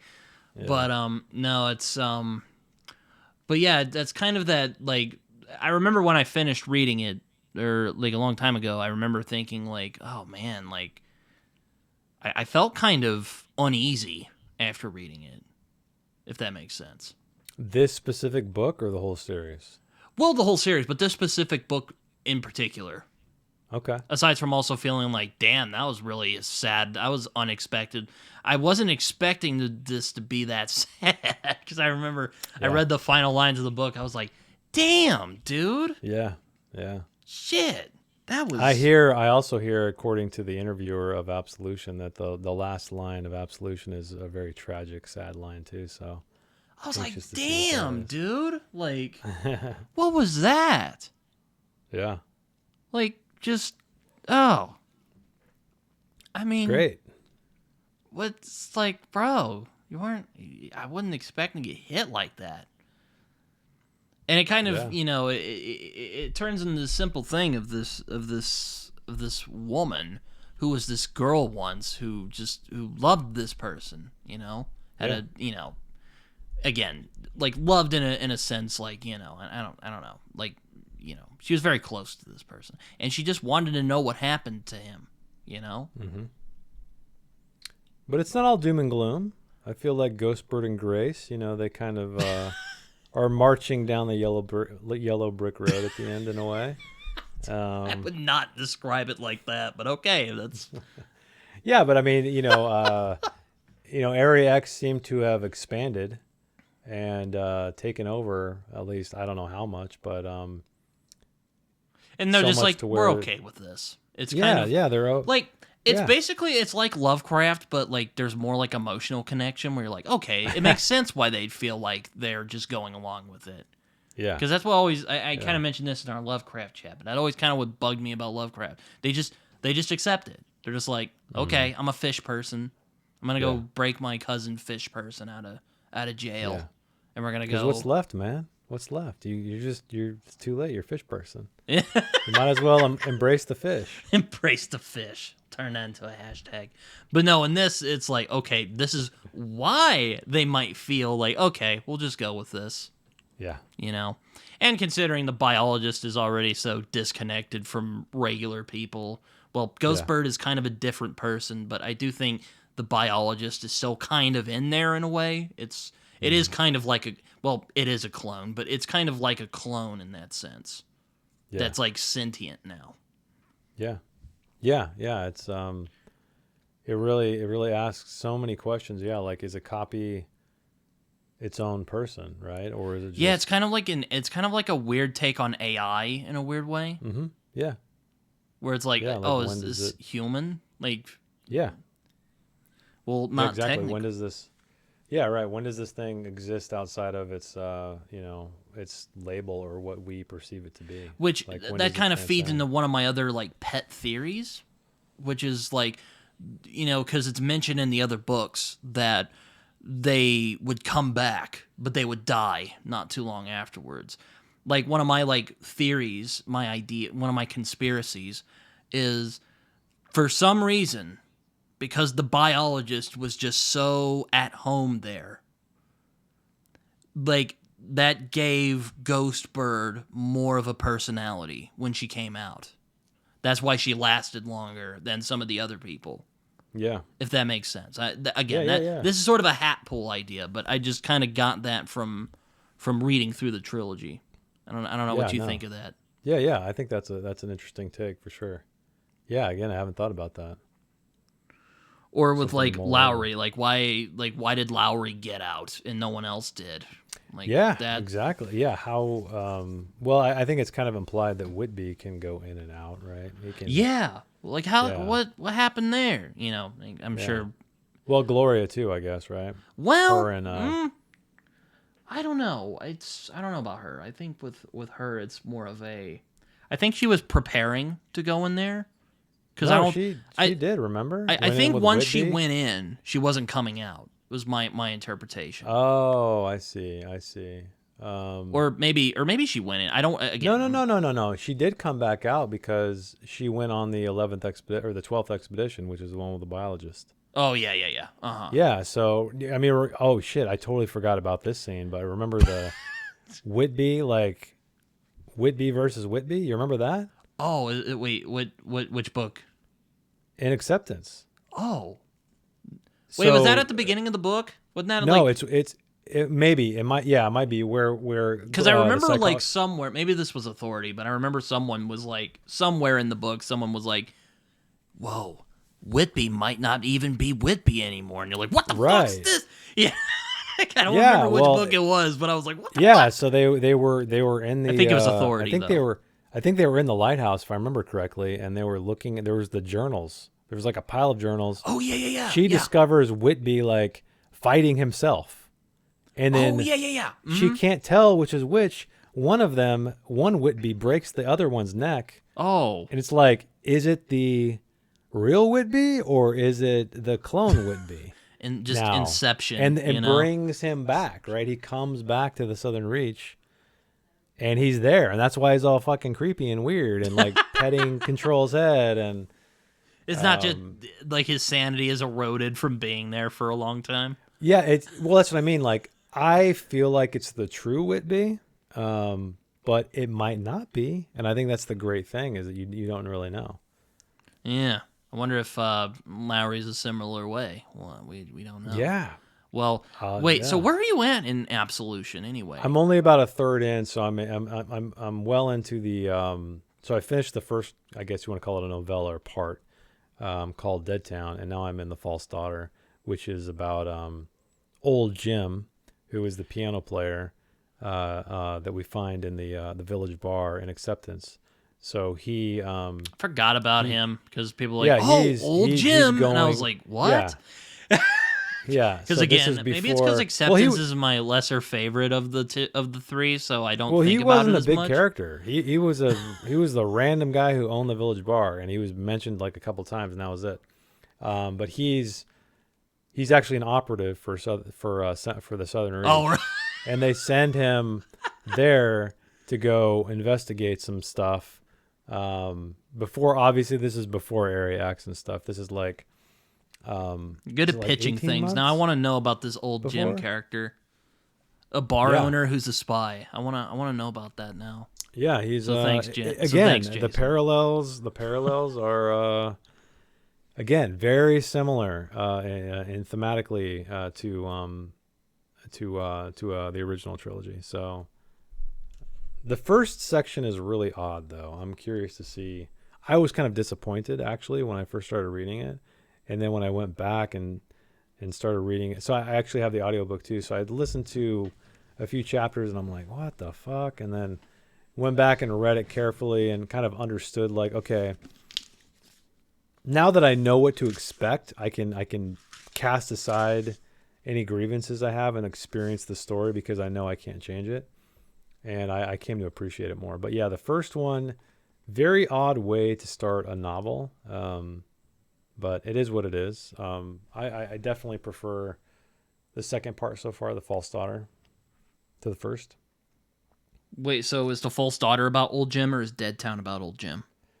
So Dead Town, I guess without spoiling it. Well, okay, what's the pitch? Like, can I ask that? The pitch is Dead Town is 20 years before Area X. Okay, so that's the chronology of it. So old Jim, all of Dead Town is old Jim going through old videotapes, recordings, and documents in the Southern Reach archives and reading about these events. So there was this event where there's something like 20 biologists were sent to the Forgotten Coast. And what they did is they had these alligators and they were supposedly doing an experiment where, hey, what happens if we take these alligators and put them into a foreign environment? Will they find their way back home? Or will they adapt?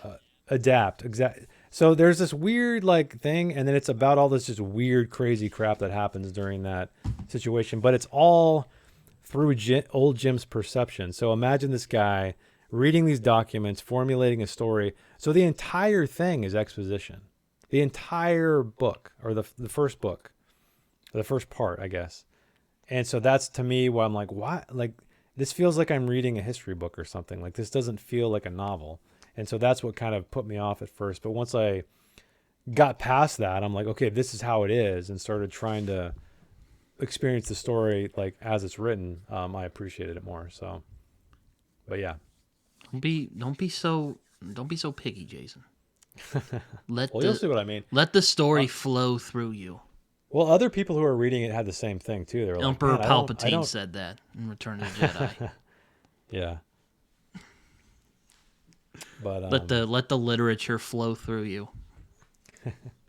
No, oh man, is there anything else to talk about with acceptance? Like, I don't know. I mean, you I want think we covered a lot of you it. wanna like talk more about the ending real quick? Kind of. How did it make you Yeah, I mean, feel? How did it make you how did it make feel? me feel? I mean, it made me like the Gloria ending or the letter just kind of, yeah, it's a sad, like, you know, your chest tightens and you know it's the end. You're like, oh man, like, this is it. Like, basically, she never truly got her closure because there's a letter here that he's never going to read. I mean, in fact, like, she says, oh man, where did it go? Anyway, doesn't matter. She says, like, I don't know if you'd even be able to read this or something along those lines, and the like as the second line of the letter. So it's like, oh man, and then the very last line about something like it's a girl. What is it, like a girl on the rocks or something like that? Oh yeah, here's what I'm gonna do, a dramatic reading if you don't Okay, go mind. for it. Yeah, So yeah, go for it. Go for it. so everyone who hasn't read this book, which if you haven't, why are you even here? We spoiled Yeah, the whole thing. you're Just get yeah, out of it's here. all spoiled. But I'll just read it here. So, dear soul, I doubt you will ever read this letter. I don't know by what means it might get to you or if you could even understand it now, but I wanted to write it to make things clear and so that you might know what you meant to me even in such a short time. That you might know that I appreciate your gruffness and your consistency and your concern. That I understood what those things meant and it was important to me. That it would have been important even if all the rest of this had not occurred. That you might know that it wasn't your fault. It wasn't anything you did. It wasn't anything other than bad luck. Being in the wrong place at the wrong time. The same place it always happens, according to my dad. And I know this is true because it happened to me too, even though I chose a lot of what's happened to me since. Whatever occurred back then, I know you tried your best, because you always did try your best. And I'm trying my best too. Even if we don't always know what that means or how it will play out, you can even get caught up in something that's beyond you and never understand why. The world we are a part of now is difficult to accept, unimaginably difficult. I don't know if I can accept everything even now. I don't know how I can. But acceptance moves past denial. And maybe there's defiance in that too. I remember you, Saul. I remember the Keeper of the Light. I never did forget about you. I just took a long time coming back. Love, Gloria, who lived dangerous on the rocks and pestered you true. Damn, Hope that such a was great ending. I hope that was a good reading. Yeah, that was great. Yeah, that was great reading. Yeah, no, fantastic ending, and it's almost her coming to terms with. It's almost like she's working through her own failures on the page. You know, in this letter, you know, saying, well, you know, it's not your fault. It was just the wrong place, at the right time, or the wrong time, like my dad always said. And then how like I feel that way. So it's almost like she's finding this. She's She's always had a at peace. kinship with him. Yeah, she's having this like this moment of connection with Saul, and like looking through her own failures and comparing them to his, but then also saying, "You shouldn't feel bad. Nothing was your fault." It's almost like she's saying, "It's not my fault that I did all this. That this would happen to me, and this was my path in life." Mm. Um, yeah, it to me. It's kind of a I love how there's like acceptance too, like it's named at the end. But I think all three it's books almost drop the title in the oh book yeah, somewhere. oh yeah. Well, I mean, annihilation is the code word to like commit suicide or whatever. Uh-huh. Remember when she like screams annihilation, annihilation? Oh yeah, that's right. Um, And what is that? She says the code word something something authority.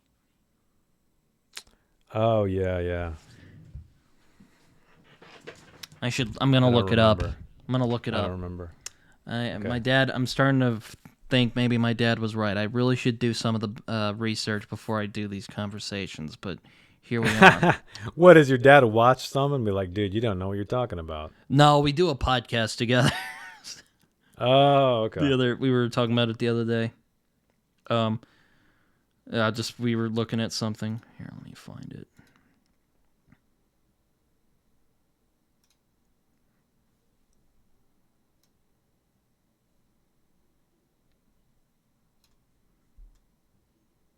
And it doesn't say. God damn you. Oh. You got mad at me for saying that the other way, too. Yeah, fuck you. Anyway, I can't find it at the moment. But it has authority in there, so. It's like something, I think it's like consolidation authority or something like that. If someone knows, you can let me know down in the comments. But yeah. I think that's all we got for today, actually. For this evening, I agree. Anyway. Yeah, I think we've covered it, top to bottom. Though, I will ask, since you are reading Absolution right now, what are you making of it? Are you saying, are you gonna erase your memory after it's over because it's so bad, or is it actually pretty good? No. I enjoy it. Like I said, it was just for me. It was an unexpected start. The way it began, I didn't expect to read 100 pages of exposition, basically, at the start of a novel. I thought something was going to be, because, all of the other books have either been first person perspective, second or third. I didn't expect, like, to get a summary of the events that went down, 20 years ago through the perspective of old Jim. I guess that's there's small interjections here and there with old Jim, but The False Daughter is a more traditional narrative. The way it's written, and so it's more enjoyable. But the chapter names are weird. Like, yeah, let me hold on. Like, was that backward. German? No, it's backward. It's like the first one's The Haunting, I think, and but it's like The Haunting backward, yeah, and then like the Ghosting, the Ghosting. Haunting. Oh wow, yeah. Okay, I didn't even get that, but yeah. What's funny is if you listen to the audiobook, they just basically recorded the narrator saying it front ways and then reversed it, so it's like yeah, that when they do the backwards language, like what? Yeah, sounds so weird. No, but I'm enjoying it for sure. It's a pretty long book too. It's like I think it's pushing 500 pages. It's like three novellas smacked into a book. So yeah, I guess that makes sense. Yeah. All right. Kind of sucks about old Jim though. That was a good pitch. I thought you'd do more. No. Yeah, you'll just go into it with an open mind, and I think you'll really enjoy it. Yeah. Because like I can put up with meandering, but like if it's just like exposition, that kind of sucks. Yeah, it's maybe it's only the first 75 pages, but it's okay. Yeah, it's the shortest one of the three. So okay. Yeah. But yeah, so you're thinking Absolution's fine? It's pretty good? Yeah, I'm enjoying it so far. I'm actually going to go read the chapters for this week's read along video right after this. So yeah. Well, yeah, I think that's it. Well, I'm glad. Well, we're not quite done yet because I still have to do Absolution, but we're done with the trilogy. So thanks, Jace, for joining me on this journey. Thanks for having me. I love talking about these books. So, as I like to do before the end of these, if you have any social media, feel free to share them. Oh yeah, sure. You guys can find me most likely at YouTube. You can just look up Jason Fuhrman. I'm sure I'll be linked down below. But yeah, that's where you can find most of my stuff. Well, all right. Well, hopefully everyone enjoyed this episode. Well, until I get to Absolution, which will probably be early 2025. So yeah. Take care, everyone. Get me all excited to read Absolution now.